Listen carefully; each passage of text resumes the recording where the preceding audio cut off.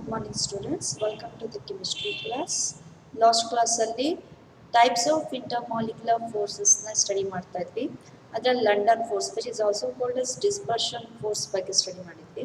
So London force ಅಂತ ಅಂದ್ರೆ already ಹೇಳ್ದಂಗೆ it is a type of van der Waals force of attraction which takes place between a neutrally charged atom ಅಥವಾ which takes place between a non polar atoms ಅಂತ ಹೇಳ್ಬೋದು.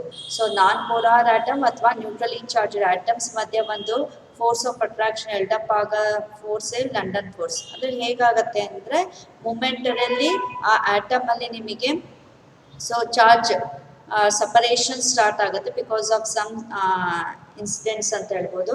So ಅವಾಗ ನಿಮ್ಗೆ ಏನಾಗುತ್ತೆ, ಪಕ್ಕದಲ್ಲೇ ಕ್ಲೋಸ್ ವಿಸಿನಿಟಿಯಲ್ಲಿ ಇರೋ ಅಂತ ಆಟಮ್ ಬಿ ಅಲ್ಲೂ ಸಹ ಅದೇನು ಮಾಡುತ್ತೆ, ಚಾರ್ಜ್ ಸಪರೇಷನ್ನ ಇಂಡ್ಯೂಸ್ ಮಾಡುತ್ತೆ.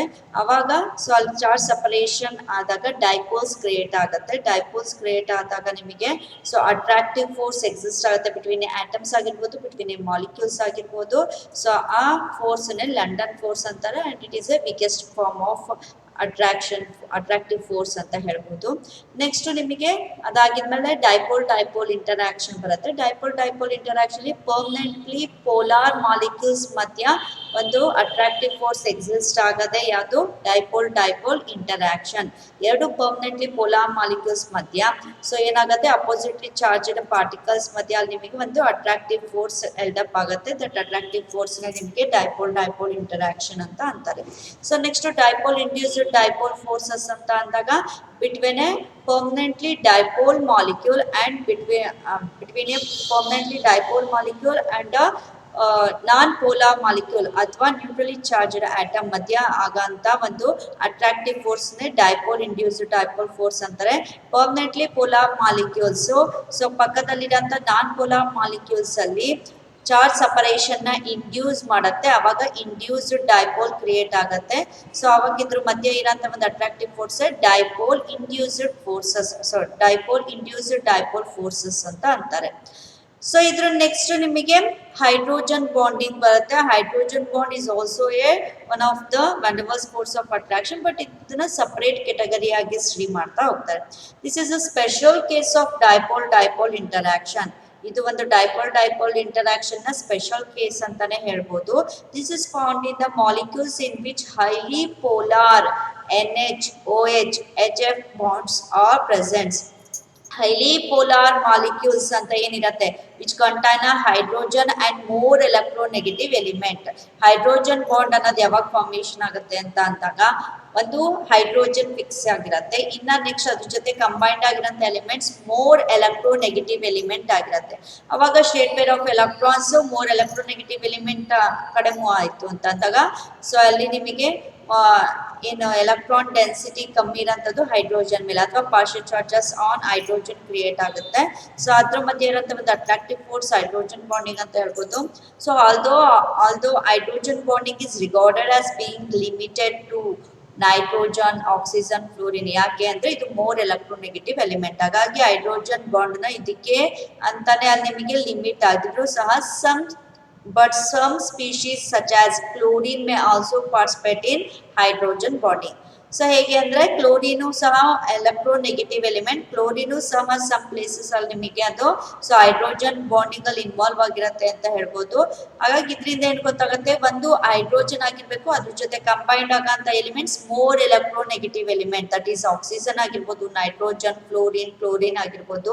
ಸೊ ಇದ್ರ ಮಧ್ಯೆ ಆಗಂತದ್ದೇ ನಿಮಗೆ ಅಟ್ರಾಕ್ಟಿವ್ ಫೋರ್ಸ್ ಹೈಡ್ರೋಜನ್ ಬಾಂಡ್ ಅಂತ ಹೇಳ್ಬೋದು.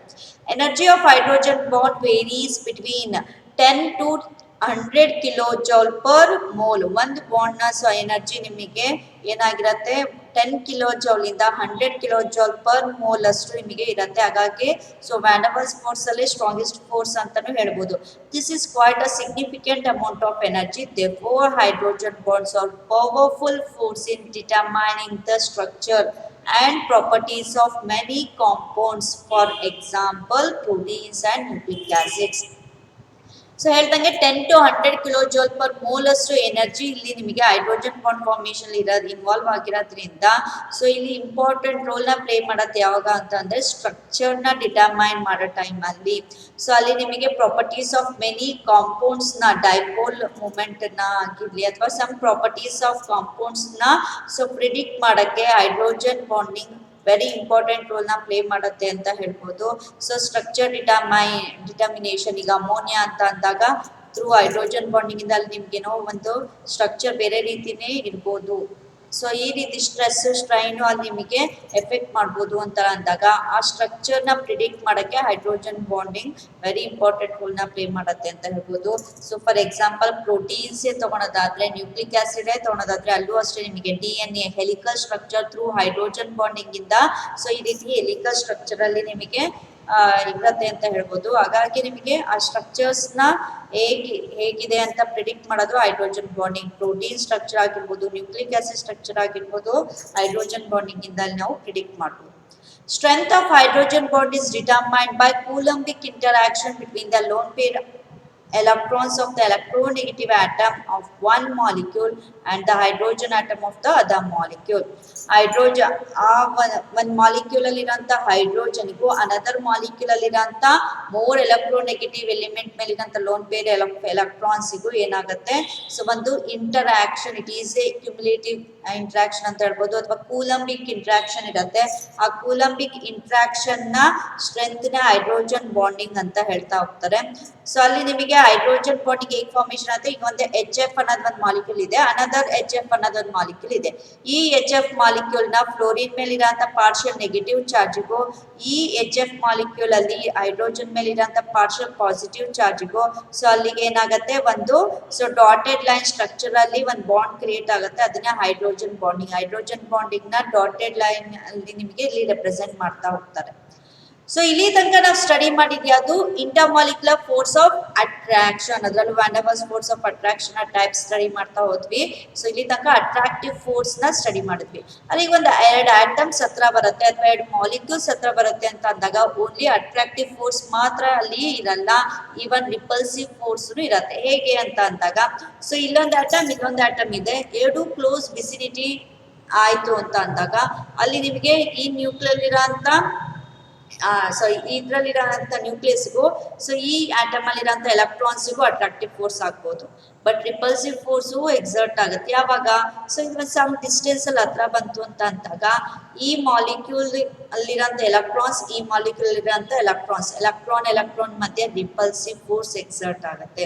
ಅದೇ ರೀತಿ ಈ ಮಾಲಿಕ್ಯೂಲ್ ಇರೋಂಥ ನ್ಯೂಕ್ಲಿಯಸ್ಗೂ ಈ ಮಾಲಿಕ್ಯೂಲ್ ಇರೋಂಥ ನ್ಯೂಕ್ಲಿಯಸ್ ಮಧ್ಯೆ ಏನಾಗುತ್ತೆ ರಿಪಲ್ಸಿವ್ ಫೋರ್ಸ್ ಎಕ್ಸರ್ಟ್ ಆಗುತ್ತೆ. Like charges repel each other ಅಂತ ಕೇಳಿರ್ತೀವಿ. ಸೊ ಹಾಗಾಗಿ ಇಲ್ಲಿ ನಿಮಗೆ ನ್ಯೂಕ್ಲಿಯಸ್ ಮಧ್ಯೆ ಎಲೆಕ್ಟ್ರಾನ್ ಮಧ್ಯೆ ರಿಪಲ್ಸಿವ್ ಫೋರ್ಸ್ ಸಹ ಎಕ್ಸರ್ಟ್ ಆಗುತ್ತೆ. So intermolecular forces discussed so for all attractive molecules also exert repulsive force for one another. When two molecules are brought into close contact with each other, repulsion between the electron cloud and that between the nuclei of the two molecules come into play. ಹೇಳಿದ್ನಲ್ಲ electron ಮಧ್ಯೆ repulsion ಆಗ್ಬೋದು ಅಥವಾ nuclei ಮಧ್ಯೆ ನಿಮಗೆ ಏನಾಗ್ಬೋದು repulsive force exert ಆಗ್ಬೋದು. ಯಾವಾಗ ಅಂದ್ರೆ ಹತ್ರ ಇದ್ದಾಗ, ಸಮ್ ಡಿಸ್ಟೆನ್ಸ್ ನಿಮಗೆ ಲಿಮಿಟ್ ಆಗಿದ್ದಾಗ, ಕ್ಲೋಸ್ ಇದ್ದಾಗ. Magnitude of the repulsion rises very rapidly as the distance separating the molecule decreases. So ಇಲ್ಲಿ ನಿಮಗೆ ಅಟ್ರಾಕ್ಟಿವ್ ಫೋರ್ಸ್ ಇರುತ್ತೆ, ಹತ್ರ ತರ್ತೀನಿ ಸ್ವಲ್ಪ ಅಟ್ರಾಕ್ಟಿವ್ ಫೋರ್ಸ್ ಇರುತ್ತೆ. ಸೊ ಇನ್ನೂ ಹತ್ರ ತಂದಾಗ ಅಟ್ರಾಕ್ಟಿವ್ ಫೋರ್ಸ್ ಹೋಗುತ್ತೆ, ರಿಪಲ್ಸಿವ್ ಫೋರ್ಸ್ ಎಕ್ಸರ್ಟ್ ಸ್ಟಾರ್ಟ್ ಆಗುತ್ತೆ.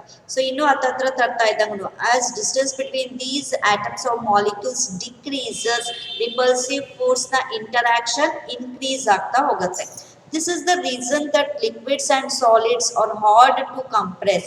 ಯಾಕೆಂದ್ರೆ ಆಲ್ರೆಡಿ ಲಿಕ್ವಿಡ್ ಮತ್ತೆ ಸಾಲಿಡ್ ಅಲ್ಲಿ ಮಾಲಿಕ್ಯೂಲ್ಸ್ ಎಲ್ಲ ಕ್ಲಿಂಗ್ ಟುಗೆದರ್ ಹತ್ರ ಇರುತ್ತೆ. ನೀವು ಇನ್ನೂ ಆ ಸಾಲಿಡ್ ಅಥವಾ ಲಿಕ್ವಿಡ್ ನ ಕಂಪ್ರೆಸ್ ಮಾಡ್ತಾ ಇದ್ರೆ, ಇನ್ನೂ ಮಾಲಿಕ್ಯೂಲ್ಸ್ ನ ಹತ್ರ ಮಾಡ್ತಾ ಇದ್ದೀರಾ ಅಂದಾಗ ರಿಪಲ್ಸಿವ್ ಫೋರ್ಸ್ ಎಕ್ಸರ್ಟ್ ಆಗುತ್ತೆ. ಹಾಗಾಗಿ it is very difficult to compress a solids ಅಂತ ಹೇಳ್ಬೋದು. ಇವನ್ ಲಿಕ್ವಿಡ್ ಸಹ ಅಷ್ಟೇ, ನೀವು ಕಂಪ್ರೆಷನ್ ಮಾಡೋದು ಸ್ವಲ್ಪ difficult condition compare to gas ನ ಕಂಪ್ರೆಷನ್ಗೆ. So in these states, molecules are already in close contact. Therefore, they resist further compression as that would result in the increase of repulsive interaction. Solids liquids ಅಲ್ಲಿ already ಏನಾಗಿರತ್ತೆ ಅಲ್ಲಿ close ವಿಸಿನಿಟಿಯಲ್ಲಿ contacts ಅಲ್ಲಿ ಇರತ್ತೆ molecules ಅಲ್ಲ, ಅದನ್ನ ಮತ್ತೆ ನೀವು compress ಮಾಡಬೇಕು ಅಂತ ಅಂದಾಗ ಅಲ್ಲಿ ಏನಾಗುತ್ತೆ ರಿಪಲ್ಸಿವ್ ಫೋರ್ಸ್ ಎಕ್ಸರ್ಟ್ ಆಗುತ್ತೆ, ಹಾಗಾಗಿ it is hard to compress solids or liquids ಅಂತ ಹೇಳ್ಬೋದು. ಸೊ ನೆಕ್ಸ್ಟ್ ಕಾನ್ಸೆಪ್ಟ್ ಇಲ್ಲಿ ತನಕ ಸ್ಟಡಿ ಮಾಡಿದ್ದು ನೀವು inter molecular forces of attraction, ಸ್ವಲ್ಪ ಮಟ್ಟಿಗೆ ರಿಪಲ್ಸಿವ್ ಫೋರ್ಸ್ ಎಕ್ಸರ್ಷನ್ ಬಗ್ಗೆನೂ ಸ್ಟಡಿ ಮಾಡಿದ್ವಿ. ಸೊ ನೆಕ್ಸ್ಟ್ ಕಾನ್ಸೆಪ್ಟ್ ಯಾವುದು? Thermal energy. ಥರ್ಮಲ್ ಎನರ್ಜಿ ಅಂದ್ರೇನು? It is energy of a body. ಒಂದು ಬಾಡಿಯನ್ನ ಎನರ್ಜಿ ಹೇಗೆ ಅರೈಸ್ ಆಗುತ್ತೆ ಅಂದ್ರೆ arising from motion of it's molecules are atoms. So ಒಂದು ಬಾಡಿ ಇದೆ ಅಂತ ಅಂದಾಗ ಆ ಬಾಡಿಯಲ್ಲೂ ಆಟಮ್ಸ್ ಅಥವಾ ಮಾಲಿಕ್ಯೂಲ್ಸ್ ಇರುತ್ತೆ, ಆ ಆಟಮ್ಸ್ ಆರ್ ಮಾಲಿಕ್ಯೂಲ್ಸ್ ಮೂವ್ ಆಗ್ತಾ ಇದ್ದಂಗೆನೆ. So movement of that atoms and molecules in a body create a temperature ಅಂತ ಹೇಳ್ಬೋದು, ಅಥವಾ create a energy. That energy is called as thermal energy. So ಅಲ್ಲಿಗೆ thermal energy is the energy of a body arising from motion of its atoms or molecules. It is directly proportional to the temperature of a substance. Obviously temperature of a substance ಗೆ directly proportional ಆಗಿರುತ್ತೆ. ಯಾಕೆ ಅಂದ್ರೆ as temperature increases atoms ಅಥವಾ molecules ನ movement ಏನಾಗುತ್ತೆ increase ಆಗ್ತಾ ಹೋಗುತ್ತೆ, ಅಥವಾ ಆಟಮ್ಸ್ ಅಥವಾ ಮಾಲಿಕ್ಯೂಲ್ಸ್ ನ ಮೂವ್ಮೆಂಟ್ ಜಾಸ್ತಿ ಆದಾಗೂ ಸೊ ಅಲ್ಲಿಗೆ ಒಂದಕ್ಕೊಂದು ನಿಮ್ಗೆ ಕೊಲಿಷನ್ಸ್ ಆಗಿ ಟೆಂಪರೇಚರ್ ಜಾಸ್ತಿ ಆಗೋ ಚಾನ್ಸಸ್ ಇರುತ್ತೆ. ಹಾಗಾಗಿ ಟೆಂಪರೇಚರ್ ಜಾಸ್ತಿ ಆದಾಗೂ so movement of that atoms ಜಾಸ್ತಿ ಆಗುತ್ತೆ ಅಥವಾ ಥರ್ಮಲ್ ಎನರ್ಜಿ ಜಾಸ್ತಿ ಆಗುತ್ತೆ ಅಂತ ಹೇಳ್ಬೋದು. ಹಾಗಾಗಿ thermal energy is directly proportional to temperature, ಅಥವಾ temperature of a substance is directly proportional to thermal energy ಅಂತ ಹೇಳ್ಬೋದು. So it is the measure of average kinetic energy of the particles of the matter and is thus responsible for movement of particles. Obviously ನಿಮಗೆ atoms ಒಂದು move ಆಗ್ತಾ ಇದೆ ಅಂತ ಅಂದಾಗ ಅಲ್ಲಿ kinetic energy exertion ಆಗುತ್ತೆ. ಓವರ್ ಆಲ್ ಎಲ್ಲ atoms ಅಥವಾ ಮಾಲಿಕ್ಯೂಲ್ಸ್ ನ ಮೂವ್ಮೆಂಟ್ ನ ಸೊ ಕೈನೆಟಿಕ್ ಎನರ್ಜಿಲಿ ಏನೇನು ಹೇಳ್ತೀವಿ, so over all average kinetic ಎನರ್ಜಿನ ನಾವೇನು ಇಲ್ಲಿ ಪ್ರಿಡಿಕ್ಟ್ ಮಾಡ್ತೀವಿ, that average kinetic energy of the particles of a matter is responsible for the movement of the particles. So ಅಲ್ಲಿಗೆ ಮೂವ್ಮೆಂಟ್ ಆಫ್ ಪಾರ್ಟಿಕಲ್ಸ್ ಆಗ್ತದೆ ಅಂದ್ರೆ ಕೈನೆಟಿಕ್ ಎನರ್ಜಿ ಎಕ್ಸರ್ಷನ್ ಆಗ್ತದೆ ಅಂತ. Average kinetic ಎನರ್ಜಿನೇ ನಾವಿಲ್ಲಿ ಏನಂತೀವಿ ಥರ್ಮಲ್ ಎನರ್ಜಿ ಅಂತ ಅಂತೀವಿ, ಅಥವಾ ಟೆಂಪರೇಚರ್ ಆಫ್ ಎ ಸಬ್ಸ್ಟೆನ್ಸ್ ಅಂತ ಹೇಳ್ತೀವಿ. Temperature of a substance directly proportional to thermal energy energy directly proportional to average kinetic energy of the particles of a matter ಅಂತ ಹೇಳ್ಬೋದು. ಯಾಕೆ ಅಂದ್ರೆ ಸೊ ಒಂದು ಆಟಮ್ಸ್ ಅವ್ರ ಮಾಲಿಕ್ಯೂಲ್ಸ್ ಮೂವ್ ಆಗ್ತಾ ಇರತ್ತೆ ಅಂದಾಗ ಕೈನೆಟಿಕ್ ಎನರ್ಜಿ ಎಕ್ಸರ್ಷನ್ ಆಗುತ್ತೆ. ಆಲ್ ದ ಆಟಮ್ಸ್ ಅಥವಾ ಮಾಲಿಕ್ಯೂಲ್ಸ್ ನ ಕೈನೆಟಿಕ್ ಎನರ್ಜಿನ ಸಮ್ ಮಾಡಿ ನೀವು ಆವರೇಜ್ ತೆಗೆದಾಗ ಸೊ ಥರ್ಮಲ್ ಎನರ್ಜಿಗೆ ಈಕ್ವಲ್ ಆಗುತ್ತೆ, ಅಥವಾ ಟೆಂಪರೇಚರ್ ಆಫ್ ಎ ಸಬ್ಸ್ಟೆನ್ಸ್ ನ ನಾವು ಇಲ್ಲಿ ಪ್ರಿಡಿಕ್ಟ್ ಮಾಡ್ಬೋದು. ಸೊ ಅಲ್ಲಿ ಪ್ರಪೋರ್ಷನಲ್ ಡೈರೆಕ್ಟ್ಲಿ ಪ್ರಪೋರ್ಷನಲ್ ಆಗುತ್ತೆ ಅಂತ ಹೇಳ್ಬೋದು. ಸೊ ಅಲ್ಲಿ ಥರ್ಮಲ್ ಎನರ್ಜಿ ಅಂದ್ರೆ ಏನು ಅಂತ ಗೊತ್ತಾಯ್ತು, intermolecular force of attraction ಅಂತ ಗೊತ್ತಾಯ್ತು. ಇವೆರಡಕ್ಕೂ ರಿಲೇಶನ್ಶಿಪ್ ಇದೆಯಾ? ಇವೆರಡು ರಿಲೇಶನ್ಶಿಪ್ ಮೇಲೆ ನಾವು ಸ್ಟೇಟ್ಸ್ ಆಫ್ ಎ ಮ್ಯಾಟರ್ ನ ಪ್ರಿಡಿಕ್ಟ್ ಮಾಡ್ಬೋದಾ ಅಂದ್ರೆ ಎಸ್. ಸೊ ಏನ್ ರಿಲೇಶನ್ಶಿಪ್ ನೋಡೋಣ. The intermolecular forces tend to keep the molecules together, but thermal energy of the molecules tend to keep them apart. Three states of matter are the result of balance between intermolecular forces and the thermal energy of the molecules. ಹೇಗೆ relate ಆಗಿದೆ ಅಂದ್ರೆ intermolecular force of attraction ನಮಗೆ ಗೊತ್ತು, ಹತ್ರ ಬಂದಾಗ ಒಂದು attractive force exert ಆಗುತ್ತೆ ಅಂತ. ಅಲ್ಲಿಗೆ ಸೊ ಈ intermolecular forces it tends to keep the molecules close ಅಥವಾ ಟುಗೆದರ್. ಸೊ ಈ ಇಂಟರ್ಮಾಲಿಕ್ಯುಲರ್ ಫೋರ್ಸ್ ಆಫ್ ಅಟ್ರಾಕ್ಷನ್ ಏನ್ ಮಾಡುತ್ತೆ, ಮಾಲಿಕ್ಯೂಲ್ಸ್ ಹತ್ರ ಬರಂಗೆ ಮಾಡುತ್ತೆ. ಅದೇ ಥರ್ಮಲ್ ಎನರ್ಜಿ ಏನ್ ಮಾಡುತ್ತೆ, ಮೂವ್ಮೆಂಟ್ನೇ ನಾವು ಥರ್ಮಲ್ ಎನರ್ಜಿ ಅಂತ ಅಂತೀವಿ. So it keeps the atoms of molecules apart, ದೂರ ಇರಂಗೆ. ಸೊ ಮೂವ್ಮೆಂಟ್ ಆಗ್ತಾ ಇದೆ ಅಂತ ಅಂದಾಗ ಅವಾಗ ಅಟ್ರಾಕ್ಟಿವ್ ಫೋರ್ಸ್ ಎಕ್ಸರ್ಟ್ ಆಗಕ್ ಸಾಧ್ಯ ಇಲ್ಲ. ಹಾಗಾಗಿ ಮಾಲಿಕ್ಯೂಲ್ಸ್ ನ ದೂರ ಮಾಡೋಂಥದ್ದು, ಅಪಾರ್ಟ್ ಮಾಡೋಂಥದ್ದು ಥರ್ಮಲ್ ಎನರ್ಜಿ. ಅದೇ ನಿಮಗೆ ಸೊ ಮಾಲಿಕ್ಯೂಲ್ಸ್ ನ ಹತ್ರ ತರೋಂಥದ್ದು intermolecular force of attraction. ಅಲ್ಲಿಗೆ ಇನ್ವರ್ಸ್ಲಿ ಪ್ರಪೋರ್ಷನಲ್ ಅಂತ ಹೇಳ್ಬೋದು. ಇವೆರಡೂ ಫೋರ್ಸ್ ನ ಬ್ಯಾಲೆನ್ಸ್ ಮೇಲೆ ನಾವು states of a matter, solid ಇದೆಯಾ, ಲಿಕ್ವಿಡ್ ಇದೆಯಾ, ಗೇಷಿಯಸ್ ಸ್ಟೇಟಾ ಅಂತ ಹೇಳಿ ನಾವು ಪ್ರಿಡಿಕ್ಟ್ ಮಾಡ್ತೀವಿ. ಸೊ ಅಲ್ಲಿಗೆ intermolecular force of attraction weak ಇದ್ದು ಥರ್ಮಲ್ ಎನರ್ಜಿ ಜಾಸ್ತಿ ಇದ್ರೆ ಗೇಷಿಯಸ್ ಸ್ಟೇಟ್ ಅಂತ ಹೇಳ್ತೀವಿ. ಇಂಟರ್ಮಾಲಿಕ್ಯುಲರ್ ಫೋರ್ಸ್ ಆಫ್ ಅಟ್ರಾಕ್ಷನ್ ಜಾಸ್ತಿ ಇದ್ದು ಥರ್ಮಲ್ ಎನರ್ಜಿ ಕಮ್ಮಿ ಇದ್ರೆ ಸಾಲಿಡ್ ಸ್ಟೇಟ್ ಅಂತ ಹೇಳ್ತೀವಿ. ಇವೆರಡೂ ಸಹ ಬ್ಯಾಲೆನ್ಸ್ ಆಗಿ ಇರೋಂಥದ್ದು ಲಿಕ್ವಿಡ್ ಸ್ಟೇಟ್ ಅಂತ ಹೇಳ್ತಾ ಹೋಗ್ತೀವಿ. ಸೊ ಈ ರೀತಿ ಒಂದು ಸ್ಟೇಟ್ ಆಫ್ ಎ ಮ್ಯಾಟರ್ ನ ಪ್ರಿಡಿಕ್ಟ್ ಮಾಡಕ್ಕೆ ಇಂಟರ್ಮಾಲಿಕ್ಯುಲರ್ ಫೋರ್ಸ್ ಆಫ್ ಅಟ್ರಾಕ್ಷನ್ ಬೇಕು, ಥರ್ಮಲ್ ಎನರ್ಜಿನೂ ಬೇಕು. ಸೊ ಅಲ್ಲಿಗೆ ಇಟ್ ಈಸ್ ಇನ್ವರ್ಸ್ಲಿ ಪ್ರಪೋರ್ಷನಲ್ ಅಂತ ಹೇಳ್ಬೋದು. ಯಾವುದು intermolecular force of attraction and thermal energy. ಯಾಕೆಂದ್ರೆ intermolecular force of attraction molecules ನ ಕ್ಲಿಂಗ್ ಟುಗೆದರ್ ಹತ್ತತ್ರ ಇರಕ್ಕೆ ಹತ್ತತ್ರ ಇರಾಗ್ ಮಾಡತ್ತೆ. ಬಟ್ ಅದೇ thermal energy moment of a particles ಆಗಿರೋದ್ರಿಂದ ಇಟ್ ಏನ್ ನಿಮ್ಗೆ apart it keep the molecules apart ಅಂತ ಹೇಳ್ಬೋದು. ಮಾಲಿಕ್ಯೂಲ್ಸ್ ಏನಾಗತ್ತೆ ದೂರ ದೂರ ಇರಾಗೆ ಇದು ಮಾಡುತ್ತೆ ಥರ್ಮಲ್ ಇಂಟರಾಕ್ಷನ್ಸ್. ಸೊ ಹಾಗಾಗಿ when molecular interactions are very weak, molecules do not cling together to make a liquid or solid unless thermal energy is reduced by lowering the temperature. So molecular interaction weak ಇದ್ದಾಗ molecules ಹತ್ತತ್ರ ಇರಲ್ಲ. So molecular ಇಂಟ್ರಾಕ್ಷನ್ಸೇ ಕಮ್ಮಿ ಇದೆ ಅಂತ ಅಂದಾಗ molecules cling together ಹತ್ತತ್ರ ಇರಲ್ಲ. So ಹತ್ತತ್ರ ಮಾಲಿಕ್ಯೂಲ್ಸ್ ಹತ್ತತ್ರ ಬಂದಾಗ ಮಾತ್ರ ನಾವು ಲಿಕ್ವಿಡ್ ಅಥವಾ ಸಾಲಿಡ್ ಸ್ಟೇಟಿಗೆ ಕನ್ವರ್ಟ್ ಮಾಡಕ್ ಸಾಧ್ಯ.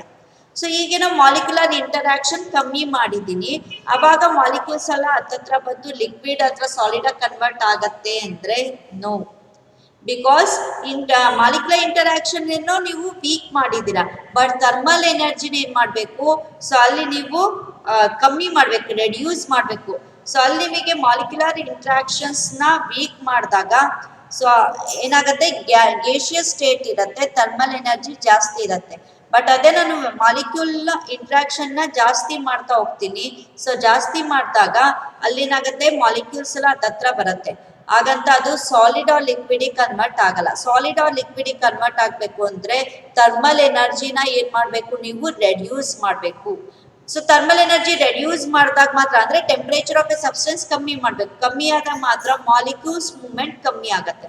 ಮಾಲಿಕ್ಯೂಲ್ಸ್ ಮೂವ್ಮೆಂಟ್ ಕಮ್ಮಿ ಆದಾಗ ಎರಡು ಮಾಲಿಕ್ಯೂಲ್ಸ್ ಹತ್ತತ್ರ ಬರುತ್ತೆ, ಅವಾಗ ಅಟ್ರಾಕ್ಟಿವ್ ಫೋರ್ಸ್ ಎಕ್ಸರ್ಟ್ ಆಗುತ್ತೆ, ಲಿಕ್ವಿಡ್ ಆರ್ ಸಾಲಿಡ್ ಆಗಿ ಕನ್ವರ್ಟ್ ಆಗುತ್ತೆ. So to liquefy the gas ನ ಲಿಕ್ವಿಫೈ ಮಾಡಕ್ಕೆ ಓನ್ಲಿ ಮಾಲಿಕ್ಯುಲರ್ ಇಂಟ್ರಾಕ್ಷನ್ ನ ನೀವು ಸೊ ಜಾಸ್ತಿ ಮಾಡೋದಲ್ದಲೆ ಥರ್ಮಲ್ ಎನರ್ಜಿನೂ ಸಹ ಏನ್ ಮಾಡ್ಬೇಕು, ಕಮ್ಮಿ ಮಾಡ್ಬೇಕು. ಸೊ ಅಲ್ಲಿಗೆ ಎರಡೂ ಪ್ರೋಸೆಸ್ ಸೈಮಲ್ಟೇನಿಯಸ್ ಆಗಿ ಆದಾಗ ಮಾತ್ರ ನಿಮಗೆ ಏನಾಗುತ್ತೆ, ಗ್ಯಾಸ್ ಇರೋದು ಲಿಕ್ವಿಡ್ ಆಗಿ ಕನ್ವರ್ಟ್ ಆಗ್ತಾ ಹೋಗುತ್ತೆ. So to liquefy the gas, so simultaneously you have to increase the intermolecular force of attraction and decrease the thermal energy ಅಂತ ಹೇಳ್ಬೋದು. ಇವೆರಡೂ ಪ್ರೋಸೆಸ್ ಸೈಮಲ್ಟೇನಿಯಸ್ ಆಗಿ ಆದಾಗ ಗ್ಯಾಸ್ ಇರೋದು ಲಿಕ್ವಿಡ್ ಆಗಿ ಕನ್ವರ್ಟ್ ಆಗುತ್ತೆ. ಸೊ ಹಾಗೆ ನೋಡಿ, gases do not liquefy on compression only, although molecules come very close to each other and intermolecular forces operate to the maximum. However, when thermal energy of a molecule is reduced by lowering the temperature, the gases can be very easily liquefied. ಹೇಳ್ದಾಗೇನೆ thermal ಎನರ್ಜಿನೂ ಕಮ್ಮಿ ಮಾಡಬೇಕು, molecular interaction ಜಾಸ್ತಿ ಮಾಡಬೇಕು, ಅವಾಗ ಮಾತ್ರ gas liquefy ಆಗುತ್ತೆ. Predominance of thermal energy and the molecular interaction energy of a substance in three states is depicted. ಇಲ್ಲಿ ನೋಡಿ, ಗ್ಯಾಸ್, ಲಿಕ್ವಿಡ್, ಸಾಲಿಡ್ ಇದೆ. ಗ್ಯಾಸ್ ಇರೋದು ಲಿಕ್ವಿಡ್ ಆಗಿ ಕನ್ವರ್ಟ್ ಆಗಬೇಕು, ಲಿಕ್ವಿಡ್ ಇರೋದು ಸಾಲಿಡ್ ಆಗಿ ಕನ್ವರ್ಟ್ ಆಗಬೇಕು ಅಂದ್ರೆ ಸೊ ಏನಾಗುತ್ತೆ, predominance of the intermolecular force of attraction. So gas ಇರೋದು ಸಾಲಿಡ್ ಲಿಕ್ವಿಡ್ ಅಥವಾ ಲಿಕ್ವಿಡ್ ಇರೋದು ಸಾಲಿಡ್ ಆಗಿ ಕನ್ವರ್ಟ್ ಆಗಬೇಕು ಅಂತ ಅಂದ್ರೆ ಇಂಟರ್ಮಾಲಿಕ್ಯುಲರ್ ಫೋರ್ಸ್ ಆಫ್ ಅಟ್ರಾಕ್ಷನ್ ನ ಇನ್ಕ್ರೀಸ್ ಮಾಡ್ತಾ ಹೋಗ್ಬೇಕು, ಅದ್ರ ಜೊತೆಗೆ ಥರ್ಮಲ್ ಎನರ್ಜಿನ ಡಿಕ್ರೀಸ್ ಮಾಡ್ತಾ ಬರಬೇಕು. ಸೊ ಅಲ್ಲಿಗೆ gas can be converted into liquid can be converted into solid only on increasing the intermolecular interactions and decreasing the thermal energy. ಅದೇ ನೋಡಿ, ಸಾಲಿಡ್ ಇರೋದು ಲಿಕ್ವಿಡ್ ಆಗ್ತದೆ, ಲಿಕ್ವಿಡ್ ಇರೋದು ಗ್ಯಾಸ್ ಆಗ್ತದೆ. ಅಂದ್ರೆ predominance of thermal energy, solid ಇರೋದನ್ನ liquid ಇರೋದನ್ನ gas ಆಗಿ ಕನ್ವರ್ಟ್ ಮಾಡ್ಬೇಕಂದ್ರೆ you have to increase the thermal energy. Thermal ಎನರ್ಜಿನ ಇನ್ಕ್ರೀಸ್ ಮಾಡಬೇಕು and you have to reduce the intermolecular interactions. ಅಂದ್ರೆ ಇಂಟರ್ಮಾಲಿಕ್ಯುಲರ್ ಫೋರ್ಸ್ ಆಫ್ ಅಟ್ರಾಕ್ಷನ್ ನ ಕಮ್ಮಿ ಮಾಡಿ ಥರ್ಮಲ್ ಎನರ್ಜಿನ ಜಾಸ್ತಿ ಮಾಡಿದಾಗ ಮಾತ್ರ ನಿಮಗೆ ಸಾಲಿಡ್ ಇರೋದು ಲಿಕ್ವಿಡ್ ಆಗುತ್ತೆ, ಲಿಕ್ವಿಡ್ ಇರೋದು ಗ್ಯಾಸ್ ಆಗತ್ತೆ ಅಂತ ಹೇಳ್ಬೋದು. ಹಾಗಾಗಿ intermolecular force of attraction is inversely proportional to thermal energy ಅಂತ ಹೇಳ್ಬೋದು.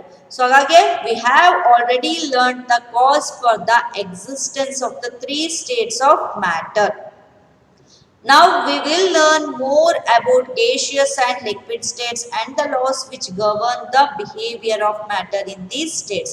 ಇಲ್ಲಿ ತನಕ ನಾವು ಗ್ಯಾಸ್, ಲಿಕ್ವಿಡ್ ಮತ್ತೆ ಸಾಲಿಡ್ ಮಧ್ಯ ಇಂಟರಾಕ್ಷನ್ಸ್ ಯಾವ್ದ್ರಲ್ಲಿ ಮಾಲಿಕ್ಯುಲರ್ ಇಂಟ್ರಾಕ್ಷನ್ ಜಾಸ್ತಿ ಇರತ್ತೆ, ಯಾವ್ದ್ರಲ್ಲಿ ಕಮ್ಮಿ ಇರತ್ತೆ ಅಂತ ನೋಡಿದ್ವಿ. ಸೊ ಇದರಲ್ಲಿ ನಿಮಗೆ ಹೇಗೆ three states of matter exist ಆಗುತ್ತೆ, ಏನ್ ರೀಸನ್ ಅನ್ನೋದು ಗೊತ್ತಾಯ್ತು. ನೆಕ್ಸ್ಟ್ ಈ ಚಾಪ್ಟರ್ ಅಲ್ಲಿ ಗೇಷಿಯಸ್ ಅಂಡ್ ಲಿಕ್ವಿಡ್ ಸ್ಟೇಟ್ ಬಗ್ಗೆ ಸ್ಟಡಿ ಮಾಡ್ತಾ ಹೋಗ್ತೀರಾ. ಅದರಲ್ಲೂ ಸಹ ಗೇಷಿಯಸ್ ಸ್ಟೇಟ್ ನ ಸ್ಟಡಿ ಮಾಡ್ತೀರಾ. So the laws which governs the gas, ಆ ಲಾಸ್ ಸಹ ಇಲ್ಲಿ ಸ್ಟಡಿ ಮಾಡ್ತಾ ಹೋಗ್ತೀರಾ. ಸೊ ಹಾಗಾಗಿ ಮೂರಲ್ಲಿ between solid, liquid and gas intermolecular interaction ಅಥವಾ intermolecular force of attraction so ಯಾವ್ದ್ರಲ್ಲಿ ಜಾಸ್ತಿ ಇರತ್ತೆ ಅಂತ ಕೇಳಿದ್ರೆ intermolecular force of attraction will be more in solid state, it very weak in gaseous state ಅಂತ ಹೇಳ್ಬೋದು. ಅದೇ ಥರ್ಮಲ್ ಎನರ್ಜಿ ಅಂತ ಬಂದಾಗ ಯಾವ್ದ್ರಲ್ಲಿ ಜಾಸ್ತಿ ಇರುತ್ತೆ, ಯಾವ್ದ್ರಲ್ಲಿ ಕಮ್ಮಿ ಇರುತ್ತೆ ಅಂತ ಅಂದಾಗ thermal energy is more in gaseous state, thermal energy is less in solid state ಅಂತ ಹೇಳ್ಬೋದು. ಸೊ ಹಾಗಾಗಿ ಗ್ಯಾಸ್ ನ ಲಿಕ್ವಿಡ್ ಆಗಿ ಕನ್ವರ್ಟ್ ಆಗ್ಬೇಕು ಅಂತ ಅಂದ್ರೆ ಜಸ್ಟ್ ಕಂಪ್ರೆಷನ್ ಮಾಡಿದ್ರೆ ಮಾತ್ರ ನಿಮಗೆ ಗ್ಯಾಸ್ ಲಿಕ್ವಿಫೈ ಆಗಲ್ಲ. ಕಂಪ್ರೆಷನ್ ಮಾಡಿದಾಗ ಮಾಲಿಕ್ಯೂಲ್ಸ್ ಏನೋ ಹತ್ರ ಬರುತ್ತೆ, ಬಟ್ ಥರ್ಮಲ್ ಎನರ್ಜಿನೂ ಸಹ ಜಾಸ್ತಿ ಮಾಡಬೇಕು. ಸೊ ಅವಾಗ ಮಾತ್ರ ಥರ್ಮಲ್ ಎನರ್ಜಿನೂ ಕಮ್ಮಿ ಮಾಡಬೇಕು, ಅವಾಗ ಮಾತ್ರ ಗ್ಯಾಸ್ ಲಿಕ್ವಿಡ್ ಆಗುತ್ತೆ. ಸೊ ಹಾಗಾಗಿ ನೀವು ಕಂಪ್ರೆಷನ್ ಜೊತೆಗೆ ಟೆಂಪ್ರೇಚರ್ ನ ಕಮ್ಮಿ ಮಾಡ್ತಾ ಹೋದಾಗ ಗ್ಯಾಸ್ ಇರೋದು ಏನಾಗುತ್ತೆ, ಲಿಕ್ವಿಫೈ ಆಗತ್ತೆ ಅಂತ ಹೇಳ್ಬೋದು. ಸೊ ಇನ್ನು ಉಳಿದಿರೋ ನೆಕ್ಸ್ಟ್ ಗೇಷಿಯಸ್ ಸ್ಟೇಟ್ ಬಗ್ಗೆ ಸ್ಟಡಿ ಮಾಡ್ತಾ ಹೋಗ್ತೀವಿ, ಅದನ್ನ ನೆಕ್ಸ್ಟ್ ಕ್ಲಾಸ್ ಅಲ್ಲಿ ಮಾಡ್ತೀವಿ. Thank you.